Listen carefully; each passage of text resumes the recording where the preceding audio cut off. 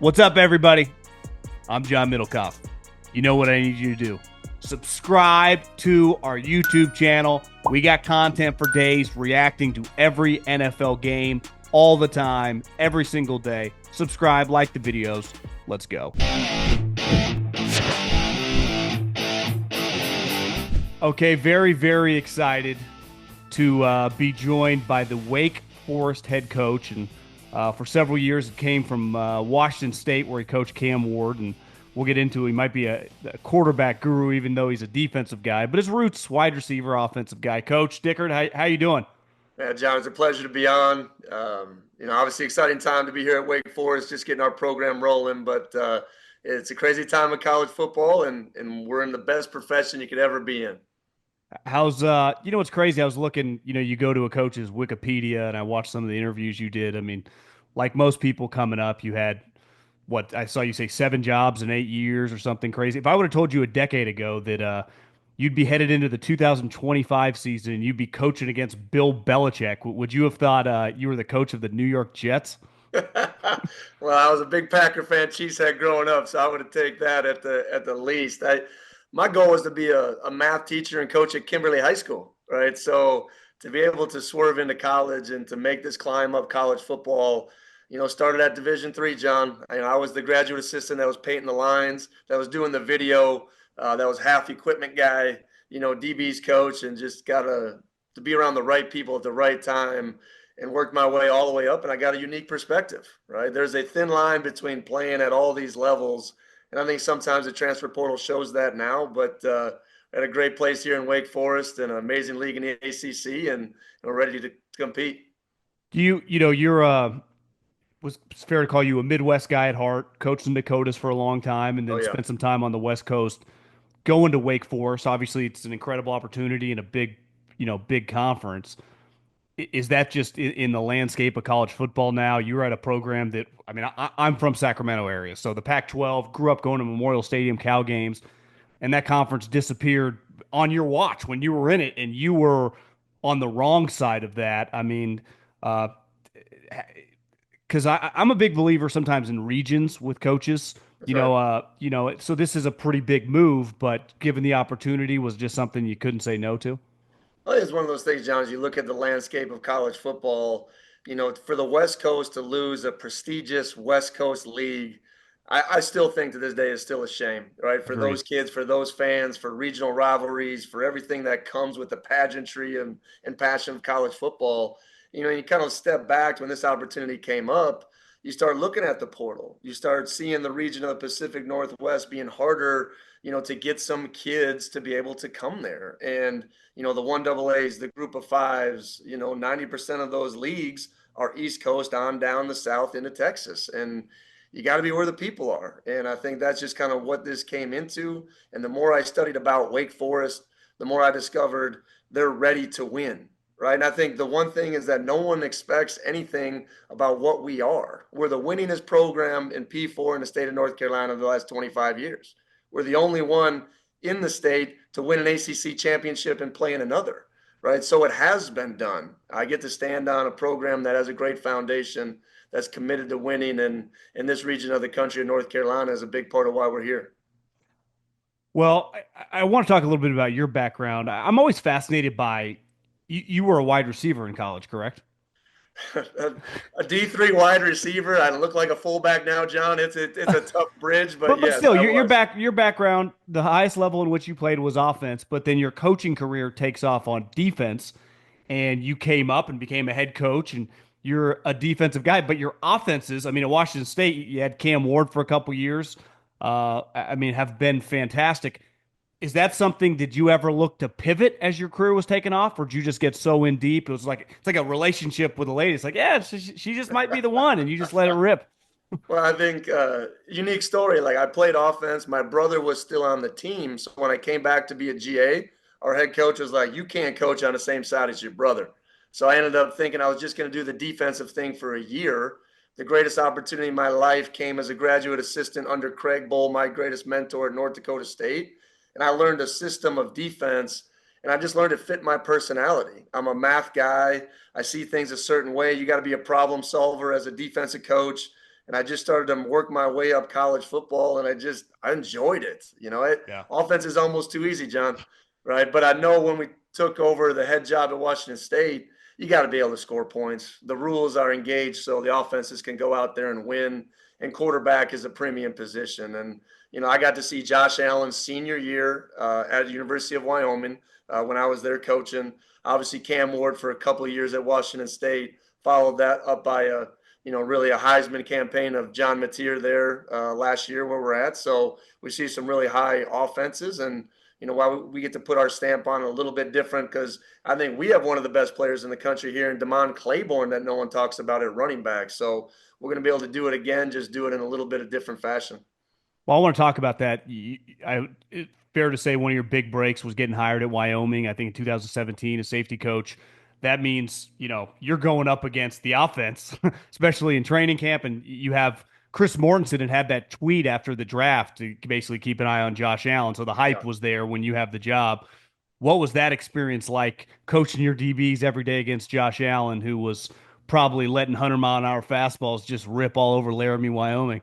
It's one of those things, especially in the thin air. I walked out to the first practice, and you hear the hype of Josh and obviously what he did the year before. He threw his first field side comeback to the bottom of the numbers, and it was unlike anything I've ever seen. A frozen rope. There's no lob to it. And the biggest thing, though, about John, or why I knew he was going to be successful, is that just the person he was. He knew he was a first-round draft pick. The way he carried himself in the locker room, the leadership abilities Josh possessed was just, and he didn't have the greatest season. And scouts would come around and they'd ask, what do you think? I said, guys, take him. Right? Don't worry about his footwork. He's a playmaker. He's a competitor. He has that it factor in the locker room, and these guys love to play for him. It was different. And to see him go out there and have tons of success in the NFL is like that's what it takes, is more than just a great arm. Because one of the knocks, like you said, that the stats weren't that great, but you guys had just lost, right, his number one wide receiver, I think a tight end and maybe a running back, or like a lot of his skill guys from the previous year were gone. A couple of them played in the NFL. So, I mean, they were high-end guys. It was a pretty big loss. Yeah, he lost an NFL center, tight end, receiver, tailback, right? So he carried the shoulder of the load. We were really good defensively, and I thought we played well as a team. And we had 7 NFLers on our side of the football. So, I mean, Josh was just a special, unique talent, and it really showed like what it takes to play that position at a premium level. And, he knew it came back in the bowl game. He was going to be a first-round pick. A lot of kids wouldn't do that, right? It just showed his kind of love and passion to play this game. The NBA 82-game grind is done, and now the real fun begins. The NBA playoffs are here, and it's time for the high-stakes drama, clutch moments, and jaw-dropping plays. Can't wait. If you're looking to make the playoffs even more exciting, DraftKings Sportsbook has you covered as an official sports betting partner of the NBA. From the play-in games all the way through the finals. Now, the time to back your favorite players and teams as they chase glory. All season long, DraftKings has been your go-to spot for NBA player props, and that doesn't stop now. Want to make your playoff experience even more intense? Try placing a bet on your favorite player's performance. Will Curry drop 30? Will LeBron drop 40? Or more? It's your call. Ready to place your first bet? Download the DraftKings Sportsbook app now, lock in your bets, and let's make the playoff run unforgettable. Here's something special for first-timers. New DraftKings customers bet $5 to get $200 in bonus bets instantly. Make it a playoff run to remember with DraftKings. Download the DraftKings Sportsbook app and use the code JOHN. That's code JOHN for new customers to get $200 in bonus bets when you bet just $5.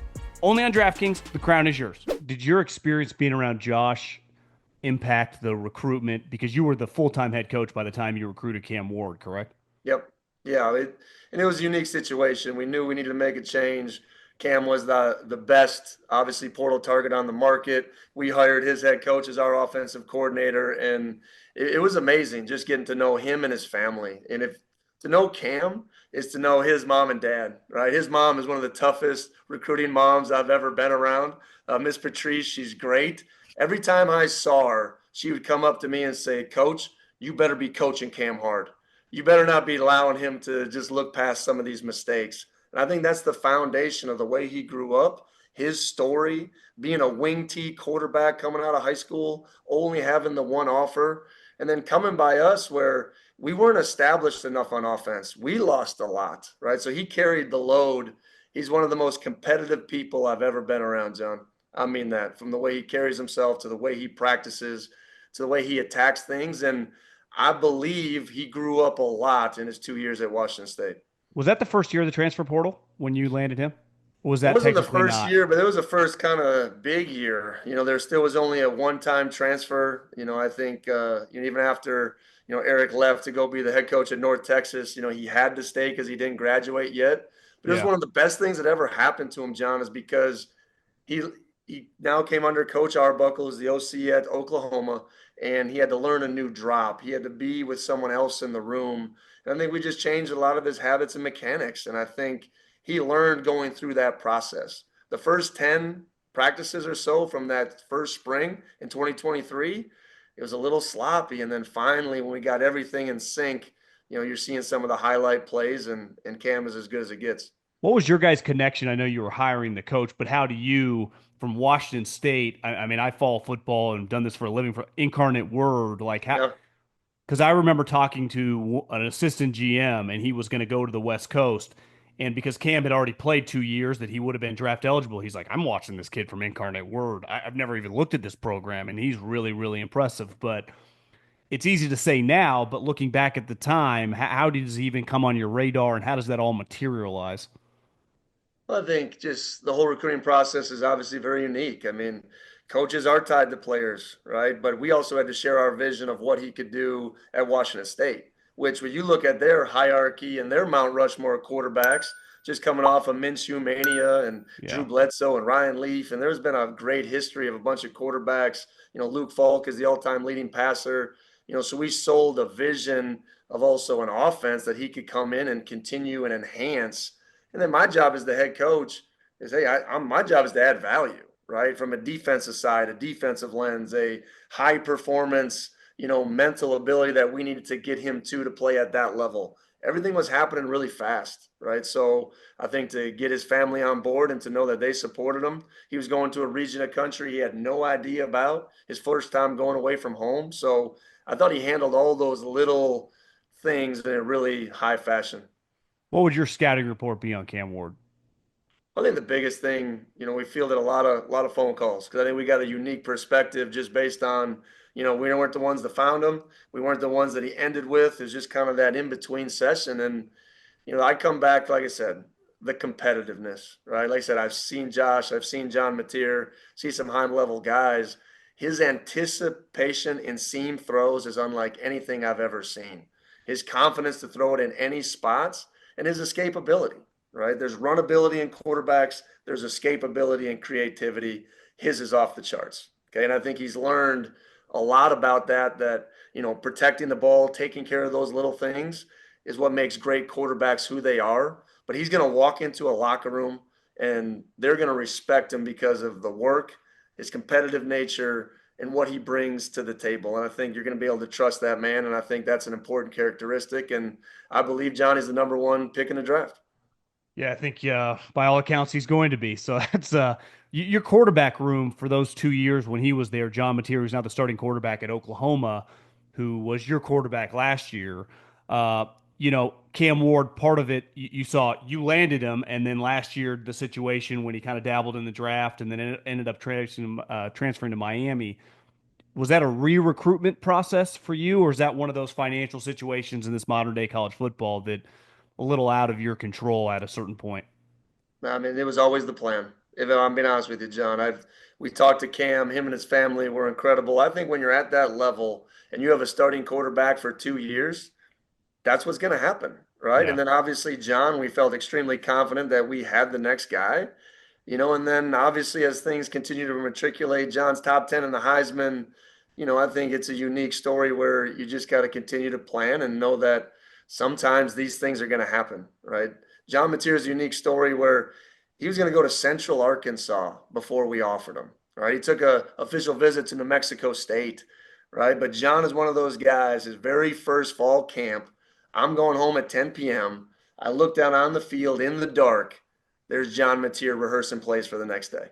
Okay. There are secrets to success that ultra high performers leave behind in a trail. And I thought that what makes John, who was a completely different player than Cam, That's why he's going to be successful in his own way, right? The competitive nature, how smart he is, how tough he is, how much he can get 105 guys to go, behind him and play for him is super special. So, and then we were about a week away. I was telling you this off air from landing Sam Levitt, right? Which had no other offers besides Washington State and was committed to us to a long period of time before Michigan State came in a week before signing day. So we've had a great run of finding those guys that really, can go out in college football and be really successful.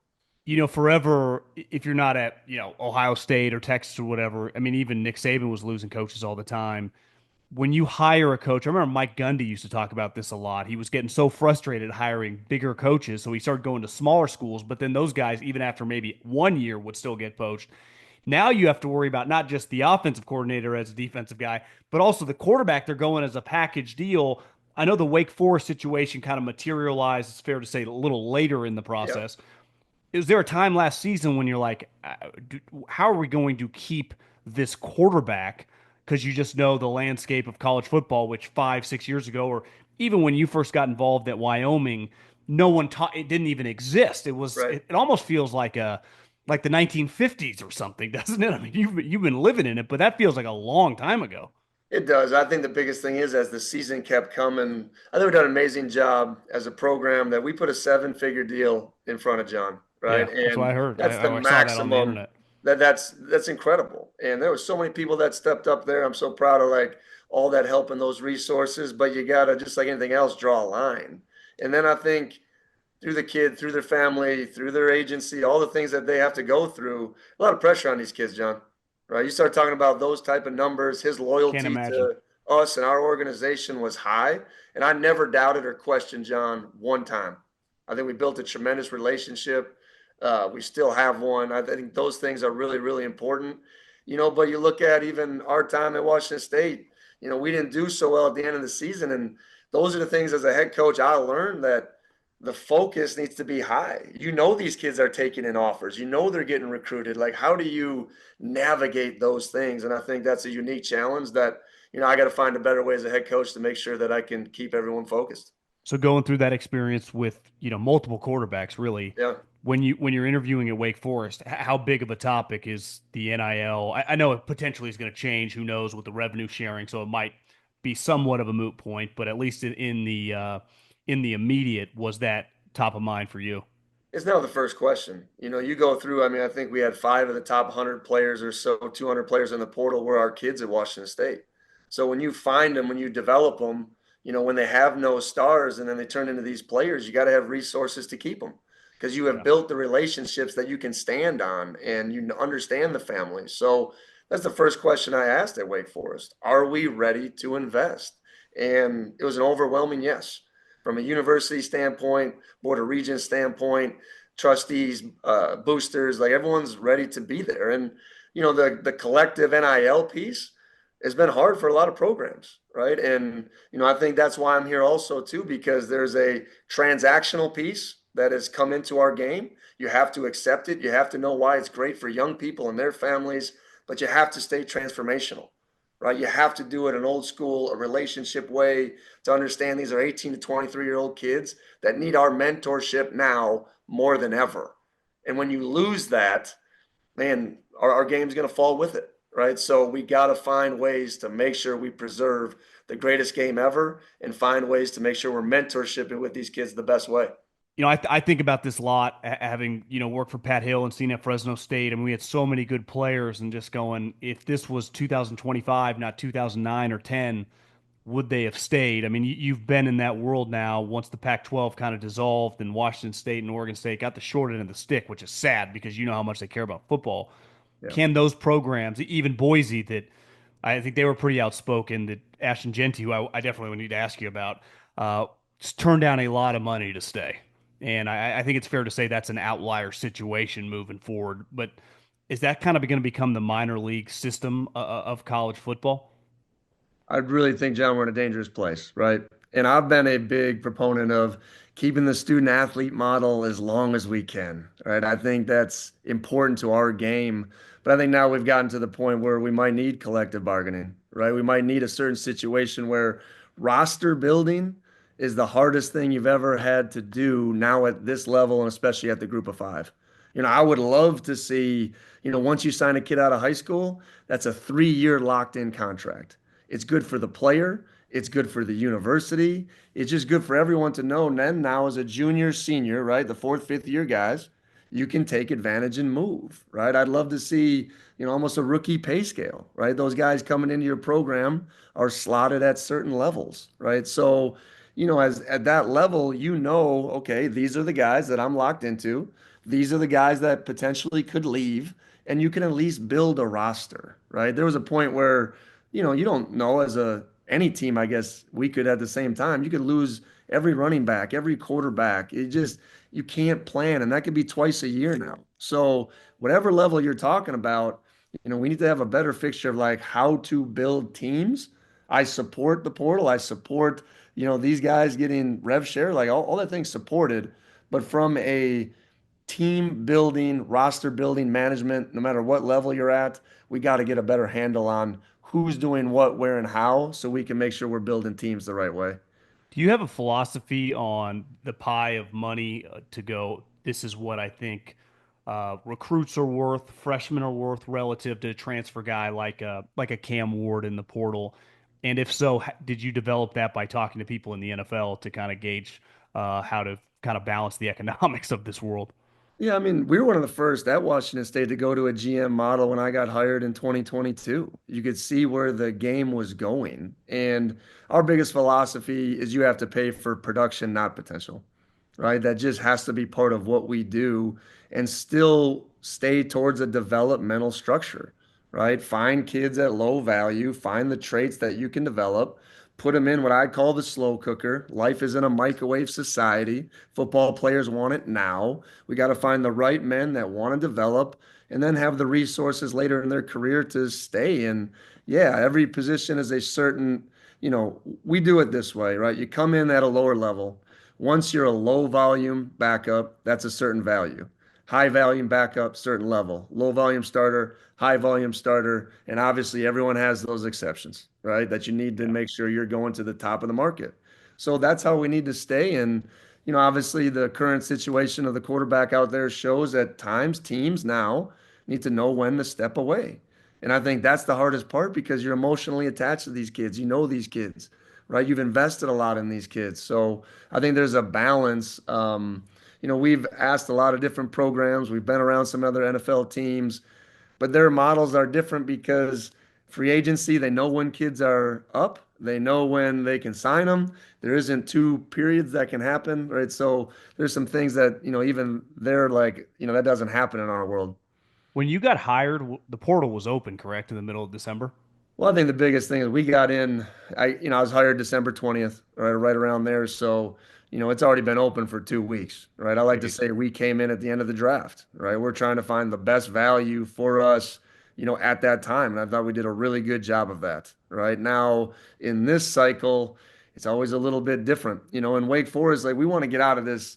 We're getting 30 kids a year out of the portal, right? That's just the hand we're dealt. We got to continue to enhance and Is rise. is that what your number was this fall? Yeah, yeah, 20, 20 and about 20 and 10, 20 in the fall, 10 now. And, that number needs to be from 5 to 10, and you supplement the positions on your team that you need to go, enhance a little bit. When you get hired and guys on your own team are in the portal, it's obviously a whirlwind. How do you know? It's like you look back, I would have loved to keep that guy. I just had a lot going on. I'm trying to hire coaches. It almost feels like a predicament that's unsolvable at the time. If the NCAA asked me, like, what'd you learn from the transition? I would love to have a 10-day period where your team cannot get in the portal. Allow a new coach to get there, to get established, and at least be able to meet the team. Okay. We Yeah. know in today's world, soon as Coach Clausen resigned, every starter on our team was fielding calls just during that uncertainty period. And that's tough, right? And it's just the way it is. I mean, everyone can complain about it. I think that's the way college football is structured now. So I would love a 10-day period where just allow for a conversation to happen, right? And there's nothing more important than trying to retain a roster so you can build off it. And it comes with unique challenges, especially by the time I got hired, every kid was at home.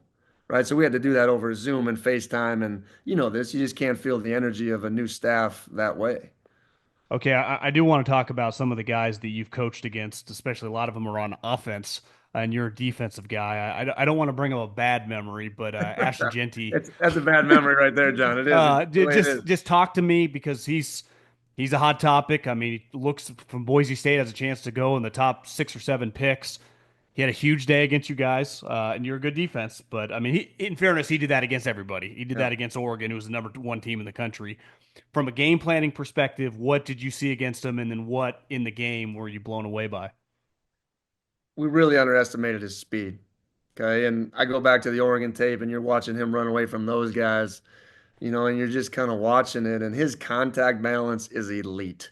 Okay. He is about, feels like 5'8", but he is a bowling ball of athleticism and power and speed. So he broke more tackles on us, I think, than he did on anybody else, statistically speaking. And it was his contact balance, the way he finishes. And when he's out in the open in space, you're not catching him, right? So it was a unique challenge of trying to find ways. And we were in that game, and he broke 2 big fourth quarter, touchdown runs that just put us away. And it's a unique talent. But once again, a guy that trusted the process. The year before, I mean, you're talking about a backup tailback, right? And for him to burst on the scene, they always knew they had that type of talented player, and to kind of see it all the way through, I think it is good for college football. I mean, Michael Penix, Bo Nix, Travis Hunter, Shador. Is it safe to say he was the best player in your 3+ years there at Washington State that you went against? We went against Caleb Williams. I mean, Yeah, I'm trying to think of all the other players. yeah. It was a quarterback McMillan at driven Arizona, league. I'm sure. Yeah, I mean, I would put Caleb Williams up there I mean, and we held him under 300 yards passing, and I don't know if anyone did that year. He was just an incredible talent to do it. Genty's right up there. Penix, I still think the offensive line at Washington that year was just phenomenal, all those players. So he's right up there, and he deserves everything that's coming his way. And, obviously, I know, Coach Danielson over there a little bit just speaks to his character, and I think all those things put together, he's right up there as far as the toughest people we've had to defend. Someone asked me about a comp with Cam Ward. Do you think there are some similarities in the way they play with Caleb? A little different body types, but Yeah, yeah, and I think that's the one thing Cam, we do these scouting deals, and everyone after the 22 season was like, hey, we got to get his body in order, and he did that. I think the escapability to where off script, defensive coordinators can come in with all these fancy plans, right? This is how we're going to run this coverage, this coverage, this coverage. But when those guys break down and they play off script, there's no defense for that. And I think that's what makes the quarterbacking special. It's the number one thing when we start to dive into taking a quarterback, we make an off script tape. That's what makes you elite. And I think that's why Cam and the Caleb Williams, Penix was a little more pocket passer, NFL ready that way. But that what makes the special player. Like I grew up on Brett Favre, right? You're yeah. going to take a lot of the good with the bad sometimes. And Cam's that way a little bit because he's the ultimate gunslinger. Like he's going to throw it into some tight spaces, but you need that. You can't, as a head coach, say, "Oh, this was terrible," and then celebrate him, fourth and six against Oregon, doing a whirling left-handed pass. It goes with it, and I think there's a style that he plays that I think is really unique. Me and Coward were talking about this the other day. You and I are similar ages. Forever, it was the Carson Palmers, the Manning brothers, the Bradys. You've been now deep in evaluating high school football. If you look at the last 3 or 4 years, even Penix was viewed as a pocket quarterback, and then he ran like 4.52. Same Yeah, thing with C.J. yeah, Stroud. It's yeah. like the guy that's 6'6" that can't move. Does that guy exist in high school football anymore? He exists, he's out there, but not a lot of people are designing offense for that guy because it's hard, right? And Would looking you for recruit that guy? We would not. I mean, you have to be able to. We're a big fan, John, of not having the same skill sets in the room, right? We signed a kid out of Steel Pizzella that's 5'10" and a half, ran 10.4 in high school, right? We got Deshaun Purdy that's 6'5", 225 pounds, he got a rocket arm, right? So Why is that? Don't you want a similar skill set historically? Like, you know what? We really don't, right? Because I think the best coaches design the offense to what they have, right? And the one trait that will always be in there is athleticism to threaten to run, right? That's the one trait, not size, but it's the athleticism to be a dual threat and flatten out the defense And I think that's the important pieces of what they bring. Like even Cam, we'd run Cam a little bit, right? But John Mateer opened up a whole different level of the offense. So you got to be crafty and creative enough to make sure you're designing it about, whatever the best, elite trait is of your quarterback. What I know you guys played Colorado toward the end of the season 2 years ago when the team was struggling. Was Travis healthy in that game? He was back? He was Shador Sanders. He played for about a quarter and a half, and then he wasn't out there. And Travis Hunter is a unique skill set now. He mossed a couple of our guys, back in the end zone and scored a couple of touchdowns. He's a unique player, obviously a unique competitor, and I'm just excited to see him do it at the next level. I think there's something that's obviously very intriguing, and the best is still in front of him. Did you think what he did this year could be done, playing all those snaps both ways? When it first started, I was like, this can't continue, right? And to do it at an elite level. But to be able to focus and develop, I think is hard. I think in my mind, how do you even practice this, right? So to be able to do that, I think it's so unique and I think it's so good for college football. Now, because of that, though, I've been asked the question about playing both ways more times. Yeah. Guys, it doesn't happen. Like that is a once in a generational type talent that can do those type of things. So I'm just excited to see if he can continue that at the next level. How often over the last couple of years, when some of these top quarterbacks are coming out, you're a defensive guy. Do NFL guys pick your brain about Bo Nix or Michael Penix or Shador or obviously your own guys, but the competition because the way you're heavily involved in the game plan of stopping, and you did a really good job. 2 years ago, I looked at the scores against Oregon and against Washington. I mean, Washington played in the final, and what was the score there? 24-21 or something a couple years ago. Yeah, you're really laying I'm on me sorry to here, bring up John. bad That was memories. a tough apple You, cup you right won the there. Apple Cup this year. We had the ball with 3 minutes left. I thought Cam was going to go down there and lead us to victory. It just didn't I was happen. watching. There's a lot of people that ask about it. I thought it was a unique time, even in that league, right? That last year, the Pac-12, to have all that type of talented quarterbacks. Yeah, they do. They kind of, hey, how do you see this guy? What's Bo Nix's greatest strength? And the best part is, like you said, they're all different skill sets. They're all unique. But I think quarterbacking is something where you got to sit down, the guy in the room, and you got to be able to understand like what makes that guy tick, right? And you got to be able to coach them to their strengths and their abilities. So trying to take away their best thing that they do is always something that we focused on.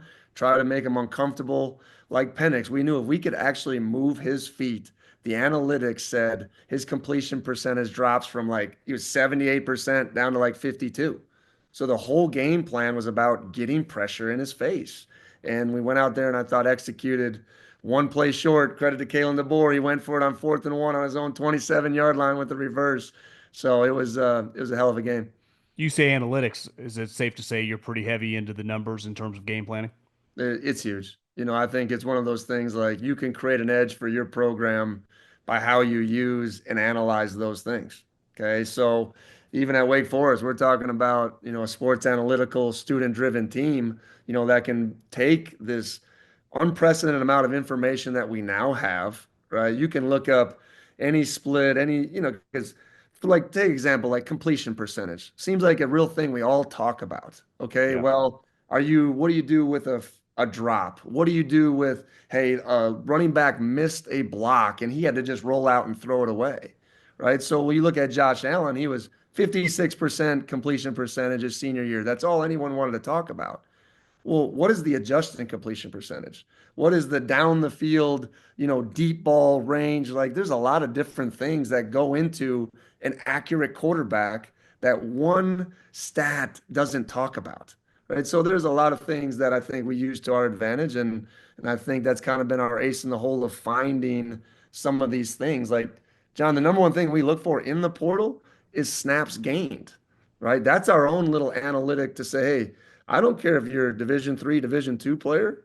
If you've played 950, 1,000, 1,500 snaps in your career, you understand what it takes to go out there and perform and play. That's relatable to us in the way we metric our organization and how we build a team. You being inclined to use the metrics, is that something you learned from someone else, or is that something that naturally you enjoyed? Rob Schlager is our general manager, and he's the smartest human being I've ever been around. The best kept secret, in my opinion, in all of college football. From the biomechanics to the anthropometrics, all these big words that I learned from him that I have no idea what they mean. knee circumference, femur lengths. I mean, there's things that we really, put into our process that matters and why it affects movers and how you see things and what their growth potential is. We're not going to sign the 6'6", 305-pound kid.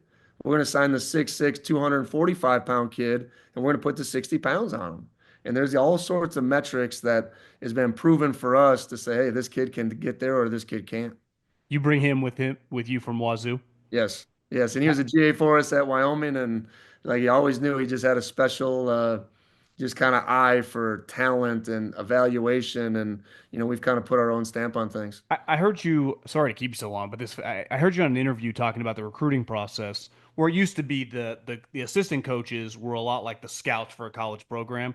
That's changed a little bit. Is it safe to say that their activity in the recruiting process is probably a little different than it used to be, and now you and the GM work more hand in hand to get these guys because the money factors in, so you don't, is it completely different than it was 5 years ago?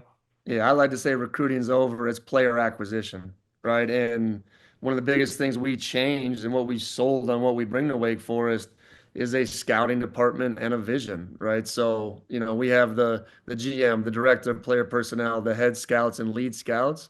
I wish they had allowed that personnel to leave campus, right? We're still behind. The NFL doesn't ask their position coach, throughout the year to go scout live Yeah. games. The scouting group does that. So, So your um, GM can't go to a high school game. no, I mean, they can't. Now, you can designate them as one of the 10, but most people have the coaches doing that in the spring. And, as football has added, we just keep piling it on to the full-time staff, right? Yeah. So allow a little bit more flexibility, for us in our programs to kind of utilize our personnel, as we see fit. And I do think that would help the lower levels as well. That feels like a no-brainer move that your scouting staff can hit the high school while your coaches stay with your current players, right? Yeah, I mean, I think the one thing, even the calendar of major college football needs to completely be redone. Like, let's just take the salary cap. I mean, the salary cap for college football runs August to August. Well, we all know the season is January to January as far as like building a team. So Yeah. there's some unique challenges and all that type of stuff, right? When your team comes back in January and you might have added 20 portal players and newcomers, right? That's when the coaches are on the road recruiting high school guys, right? So there's just a big shift that I think we need to get coaches in the room, the guys that actually go through it. A guy like Craig Bowl and Nick Saban and all these coaches heading it up, and let's formulate a great future for college football. Do you feel like at least headed in the right direction or still a lot of unknown? I mean, this is the biggest. I mean, we're in the place of biggest unknowns, John. Like Yeah. until this house settlement is approved and goes through, who knows what's going to happen with collectives and third parties, roster managements, 105. There's more questions than ever. And like I said, we have the best game in all of sport. I believe that. The excitement of college football is better than the NFL, in my opinion. And we got to preserve what makes it special. And will there be any more retired numbers in college football? I think it's an amazing question. I know there's two at CU going on, but is there gonna be those legendary one place high school or college players anymore getting their numbers retired? And especially because that's where you get these relationships with the people you play with and obviously your coaching staff that when you're 60, 70, 80 years old, and I start thinking some of these guys that transferred 3 times, think how many people they meet. How do you That's even right. keep track of that? That's right. No, Well, there's the old you're gonna meet the best man at your wedding. That's gonna be harder to find, right? for sure. Well, coach, best of luck and keep this quarterback train, rolling. Because you got a good thing going. Defensive guy, but a quarterback guru. Yeah, I appreciate that. That's a tag. I don't know if I want, but we continue to grind through it and excited about the guys we have here as well. Yeah, good luck the rest of this spring and obviously this fall. Appreciate you, John. Go Deeks. Thanks, coach.